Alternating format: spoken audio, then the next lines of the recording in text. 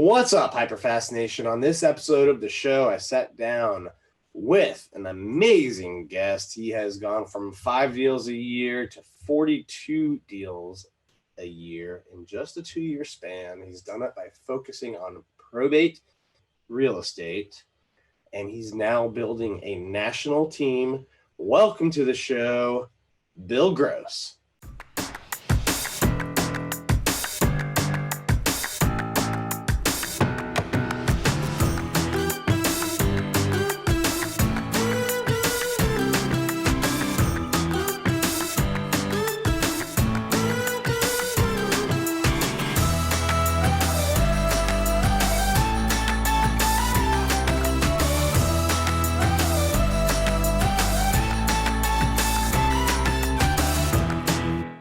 Welcome to the show today, Bill. How are you doing?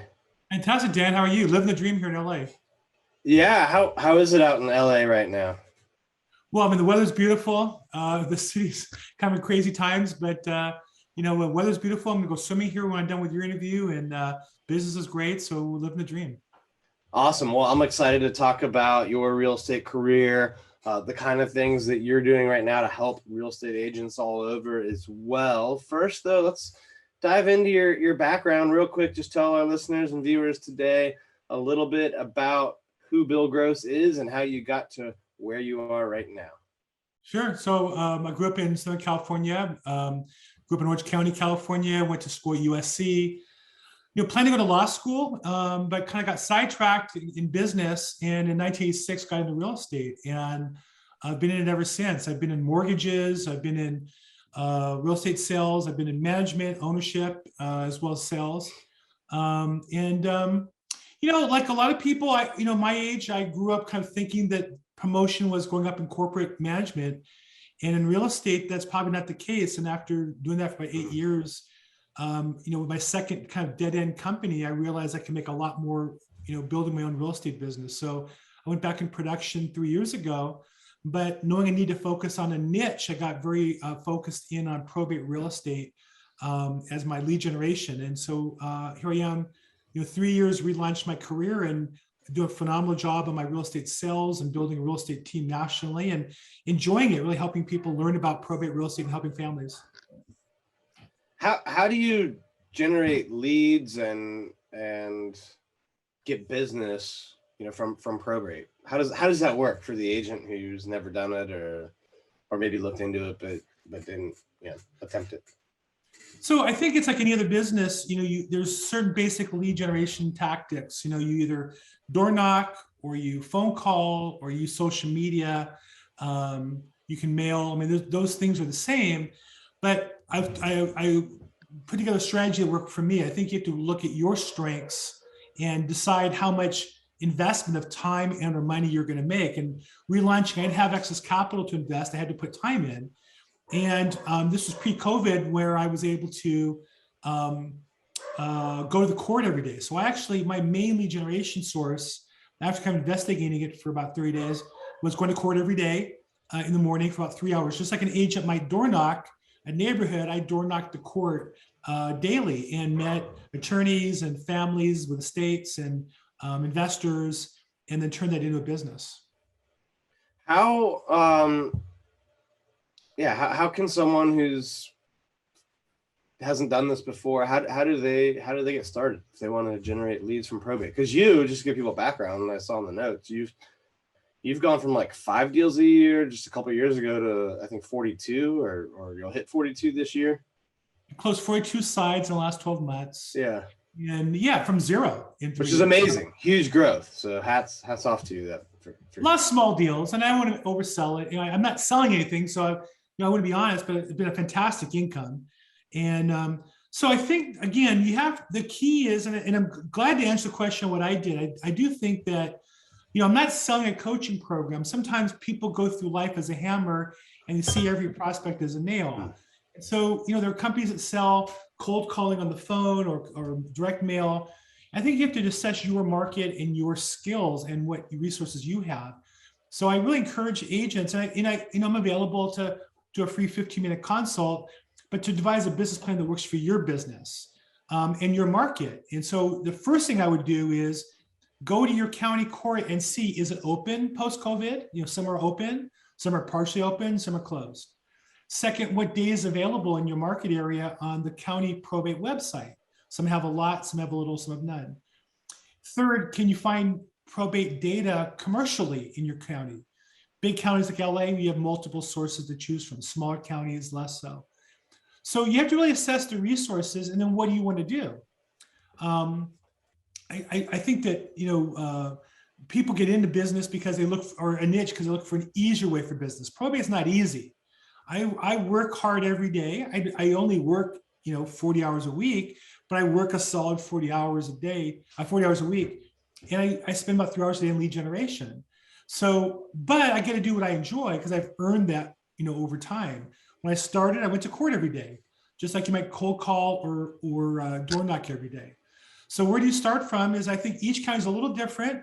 You might cold call petitioners. I certainly would network with attorneys in most counties. I think that if you're an agent who's doing some business already, if you're full-time and you're making a living, but want to make more, I really create another strategy that I used, which is contact all your clients and find out whether or not they hold property in a trust or not. And one of the best ways to avoid probate is a living trust. And so you should know if your clients don't have one, you should offer them a service that can help them avoid probate. If they have a trust, you also should call them and find out what provider they use to get that, if they're happy with them, and can you refer other clients to them? So I would call and say, Dan, Bill Gross, I sold your house 3 years ago. Hey, I noticed you hold your property in a living trust. Can I ask you, who did it for you and were you happy with them? And you'd say, oh yeah, Joe, my attorney, he's the greatest. And I'd say, well, Daniel, I've talked to other homeowners like you every day who need his services. Would you be okay with me calling him and seeing if he's open to doing business with my other clients? And of course, what are they going to say? Yes, right? Yeah. So now I have a reason to call the attorney to say, hey, I was talking to our mutual client, Dan. He says he does living trust. He's really happy with it. Would you be open to writing additional estate plans for other clients? And I wouldn't ask them for referrals. I more would open it with using them as a resource. And then today, I would just shoot a short video and put it on my YouTube channel and share it with my tribe. So that's an easy way for any agent trying to increase your business. Learn about living trusts, avoiding probate in your county, in your state, and reach out to people is the easiest way to kind of build some business.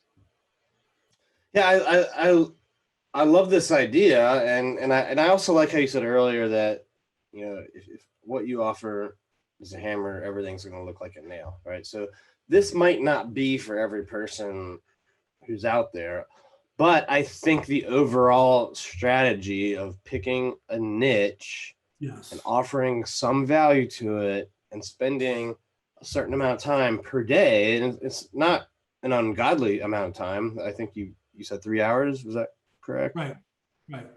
Yeah. I mean, you spent 3 hours talking to you, right? This is kind of fun. This is the hardest work in the world. I'm not a coal miner, this isn't that bad. Well, and just in a short amount of time, a couple of years, you've built it up to a business that'll do 42 deals a year, right? I think this shows really the power of being a real estate agent if you do a couple of things. Like if you actually take the time to come up with a strategy up front, and then you spend, let's say 2 to 4 hours a day executing it, you can have a multi-six-figure business, right? Yeah. And there's not too many other businesses where that's possible with as little capital and experience that's required to start in real estate. That's kind of the amazing thing to me. It's crazy. I was in a seminar once, and the leader said, if you weren't in real estate, what would you do? And I was like, oh my gosh, there was nothing else that I would make this much money. And yeah, anybody who paid me half of what I get paid is going to expect me to work hard for 8 hours a day. So the challenge is just making yourself put the effort in. And if you do it consistently over time, this is the most lucrative business I've ever been aware of. Hold that thought for a second. Do you struggle with how to scale your real estate business without trading your most valuable asset, your time, for money? If so, Carrie and I want to help you. Since March of 2020, we have doubled our sales and tripled our profit. And we want to help you grow your real estate business in a smart way at the HyperFast Summit in Boca Raton, Florida on February 1st and 2nd, 2022. We're bringing together top real estate leaders to help agents from all over the world. Go to hfasummit.com for tickets. Again, that's hfasummit.com for tickets. What do you think was the key for you to actually stick to the plan after doing it? Like, a lot of people, I think, have trouble kind of sticking through that 2, 3, 4 hours a day of marketing, prospecting, generating leads, follow up, right? That's kind of the stuff I'd put in that bin.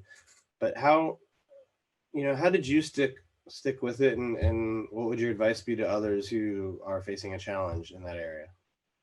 I think it starts with mindset. And so you have to get really clear what you want to accomplish. So I create a 5-year goal. So this is the end of year 3 of a 5-year plan. And I'm really clear on what that looks like to me. And based on the 5-year plan, I had a 1-year plan. And then based on the 1-year plan, I have 90 days. I really work on a 90-day sprint towards my 5-year goal. I visualize the 5-year goal. I focus on what I'm supposed to do in the short run. So part of it's just mindset, getting really clear on that picture. And for me, I'm a visual person. So I imagine where I want to be 5 years from now financially. I'll tell a quick story. I had my prior 5-year plan. I had lost everything in 2008. It was really challenging. And my wife and I had a child, and we're faced with, college, we're religious. Kids get married younger in our world, wedding expense. And a gap year after high school for college in Israel. So we were looking at about a $250,000 after tax coming up in the next 5 years. And I thought, oh my gosh, how am I going to do that? And I visualized being at the end of that 5 years, my daughter, literally, I imagined me walking my daughter down the aisle, passing her off to the groom in the classic wedding pose, having paid for all that, cash, no debt, and continue to save money. And I thought about that vision every single day. And as a result, when the alarm went off, I got up and went to work. And at the end of 5 years, I accomplished that goal. I have a picture of it on my desktop right now. And so I have another 5-year plan. Where do I want to be 5 years from now? And I imagine that. I want to be on a cruise ship with my wife, my daughter, son-in-law, and a couple of grandkids. And I pay for the whole thing. That's going to cost, I don't know, a ton of money. But do that every year in retirement. But I visualize it every day, and that keeps me focused, number one. Number two is, in my 9-day sprint, I write out my schedule basically daily. Now I do change things a little bit, but basically my schedule, I work today because I planned my day, 90 days ago. And I just work the plan. I don't really think about what do I feel like doing today. I have it in my calendar what I'm supposed to do. So those are the main things I do to keep myself on track. Have you built other pillars of business outside of, let's call probate your core? Do you also have other sources that lead to deals, or how's that going for you? Yeah, and I think it's important they be synergistic, that they help you with your business. Sure. So I do. I have another business I built years ago, a coaching business for mortgage loan officers. That has nothing to do with real estate, though they overlap a little bit, obviously. I have a business where I advance money to heirs. So sometimes people inherit property, but they have no cash. They need money to hire an attorney or fix a property up or pay taxes or keep it up foreclosure. So I have a company where I'll advance them some money, $10,000, $15,000, $30,000 to help them through that transition. So that's an inheritance advance company. And then I also, as a real estate agent, my particular format allows me to accumulate stock and residual income. And so my goal is to have the residual income replace my commission income at the end of the 5-year plan. And I'm on track to do that. And how does that work for people that don't know? And I'm guessing that kind of plays into, you said you were building out more of a national team, but why don't you tell folks how this works specifically for you? Sure. I think that since you're asking, I'm with a company, eXp Realty, that I look at it more as a platform than I do a company that I'm working for. So just like there's a platform called I'm an independent broker, there's a platform called I'm a Keller Williams franchiser. The people made a lot of money building regions and branches in the past, but those organizations aren't really making the profits they used to. But within EXP has allowed me to bring in other agents and get a percentage of their income.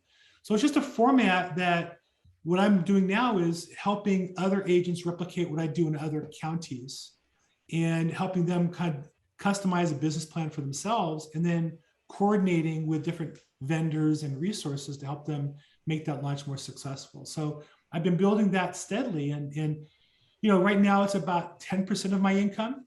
But the thing about leveraging your time is you can eventually get more people more easily. I only have so many hours in the day to work, so it allows me to leverage my time over more people. And the other thing that's unique, you think about businesses in my lifetime, so many businesses went from local to national. You used to have local card shops to get your oil done. Now there's Jiffy Lube everywhere. Or you used to have local TV stores. Now there's Blockbusters and Amazon. Real estate has been a localized business. Even with national franchises or international, each company is independent. But probate real estate really translates nationally. There's people who have estates where they have property in LA and Florida, or LA and Nevada. And so it's more common for attorneys to practice in both or refer business back and forth. So I ended up starting to refer business out of state, and I realized it made sense to build a team and network with agents nationally. And then some of them want to join my organization. And do you offer the agents that are in different areas but come into EXP under your platform? Do you offer them training, coaching, or help to get their businesses going as well? Right. So my approach is very personal. I think that what helped work for me was I didn't take somebody's plan and make it work. I sat down and assessed my strengths, weaknesses, and found a plan that worked for me. So what I do with the agents in other markets is we evaluate that market in detail. We do a full, comprehensive assessment. What's available, what's not available, who are the competitors, where are the opportunities, and then what that agent wants to do with their business. Are they a cold caller? Are they a mailer? Do they want to go to court or not? Can we hire people to do those things for them and devise a plan for them individually? But yeah, that's my goal, is to both help them assess their plan and then look for chances for us to work together. I'm generating, contacts nationally now, attorneys, investors, wholesalers nationally. So the goal is to leverage that and build out our national network. Yeah, I think it's I'm broker agnostic because I'm independent, so we can talk about any and all of them. But I think it's a pretty cool opportunity for people to, not only run your business at a low cost, because the costs are super low in this model, but then you can use your expertise and influence to help other people build businesses all over, and you don't have the typical overhead that it would take, to expand in other markets, and neither does that agent who's joining from a different area. And then now it's a good deal for them because they can plug into the national platform and probably kind of basic training that EXP offers, but then they can get, a more individualized approach to their specific situation from an expert like you. So I was independent before, I work with independents. I do a weekly show myself, probateweekly.com, Thursdays at 4 p.m. Pacific time, 7 p.m. Eastern. And so, in some markets, there's independents I work with, and we'll refer some business back and forth, which is great. What's nice for me within EXP is I built out a probate group, and so it helps me increase my platform. And so by posting videos there, I get more views. I built a new YouTube channel that just gives me a lot of credibility. And obviously gets attention from vendors and such. So the platform's really been great for me. I wouldn't say you have to have it, but it's really been a key part. The way I designed my business, though, was obviously take advantage of that resource, right? And I mean, if you're in the network, you might as well take advantage of those resources fully. So that's what I've done. Amazing. Well, this has been a ton of great value, I think, and inspiration, just hearing your story, going from 5 deals to 42 in just a few years. Before we wrap up, I always like to do a HyperFast round if you're ready for some rapid fire questions and answers. Oh, go. I'm fast. I talk fast. Awesome. What's your biggest piece of advice to a new real estate agent? You can have anything you want in life if you help enough other people get what they want, from Zig Ziglar. I love that. What's the one thing that you see successful real estate agents forget to do that you think they should do? Successful agents? Yes. Pay it forward, pay it to the next person behind you. I think, I've been blessed with great success, and I have this great opportunity to share, with you, with other people who are, I always think about the struggling guy like I was 3 years ago, no real prospect. Where am I going to go? Answering your family, how you can take care of them. It's a great privilege to have success and to use that to help other people. What's the biggest challenge you've faced in your real estate business, and how did you overcome it? I just think it changes. You work on a program, and next thing you know, 2008, you have a whole, international real estate meltdown. Or I built my business on going to the courthouse every day, and literally they shut the court down because of COVID and having to pivot. So I think that, whatever you think is going to last forever. The number one real estate lender in my market for years, Great Western Bank, their motto was, "We'll always be there." And guess what? They're not. And so I think you have to go into business and understand that on one hand, it's great to be committed to a plan. On the other hand, there are times you have to pivot and have the knowledge that, you have all it takes to make that change, but to stop and write a plan appropriate for the change and then implement that plan. Where do you think the real estate market is going in the next year? I'll be honest with you. I've tried not to think about that too much. I really try to think about where is it today, because that's my job. My client is, here's where we are right now. I think that there are people really caught up in predicting for, it's going to go up, it's going to go down. And it sounds important, but I think at the end of the day, my client has to make a decision today. They can choose again tomorrow and choose again next year with the full knowledge. But I would say I probably avoid that question as much as I can. All right, last question. Where do you, no problem. Last one. Where do you see yourself 10 years from now? Ooh, good question. If you say 5 years from now, I'll be 67. I'd say doing what I'm doing now, probably more coaching and team building and less individual brokering. 10 years from now, I'll be 72 years old. I hope with a bunch of grandkids. I hope I'm too busy with the grandkids to do a lot of real estate, but we'll see. Awesome. Well, thank you so much for being on the show today, Bill. If people want to learn more about you or your real estate services, or just connect with you, what are the best ways for them to do that? Well, check out probateweekly.com is my weekly Thursday program. It's free. I just get to go and talk about probate, real estate, bring vendors in. And then I'm on social media, Bill Gross EXP. So youtube.com/Bill Gross EXP, or Facebook or LinkedIn. You can find me there. All right. Well, thank you for being on the show today, Bill. To all of our listeners and viewers, thanks for tuning in. Please leave us some feedback. Let us know what you thought of the show and share it with someone that you think could benefit. We'll see you next time. Thank you for tuning in to this episode of the HyperFast Show. Subscribe to us if you want to make sure you get the latest and greatest HyperFast shows. And remember, we love reviews. Reviews help us bring better and better guests and improve our shows. So give us the good, the bad, and the ugly. We hope you enjoyed the show, and we will see you next time.